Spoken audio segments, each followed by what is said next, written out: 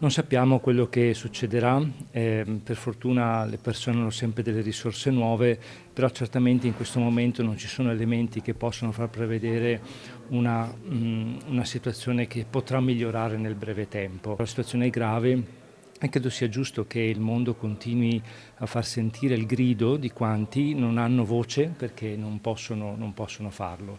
La presenza dei cristiani lì continua ad avere lo stile della chiarezza, del dialogo, ma anche della mitezza, senza assumere mai i toni della violenza, ma cercando di trovare una concordia tra le parti. È tornato da pochi giorni da Gerusalemme, dove insegna lo studio biblico francescano Don Maurizio Girolami.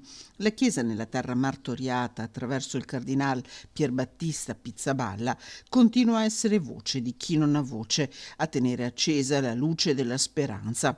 Una difficile situazione che irrompe nel giorno dell'inaugurazione dell'anno accademico della Facoltà Teologica del Triveneto, con il gran cancelliere della facoltà, il patriarca di Venezia, Monsignor Francesco Moraglia, che ricorda come lo sguardo sia da qui aperto al mondo. Speriamo che lo sia sempre di più, mantenendo un'identità e nello stesso tempo aprendosi anche a un ascolto che poi però vuole anche, dopo aver ascoltato, fare una proposta, che è la cosa più difficile oggi, proporre qualcosa per costruire.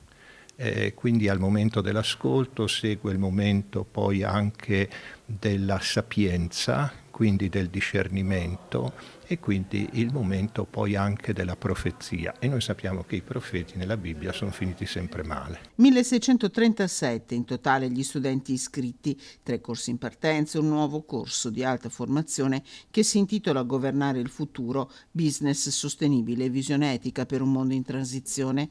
E la sapienza come cammino, teologia e vita nel mondo contemporaneo è il tema approfondito nella prolusione da Suor Alessandra Smerilli.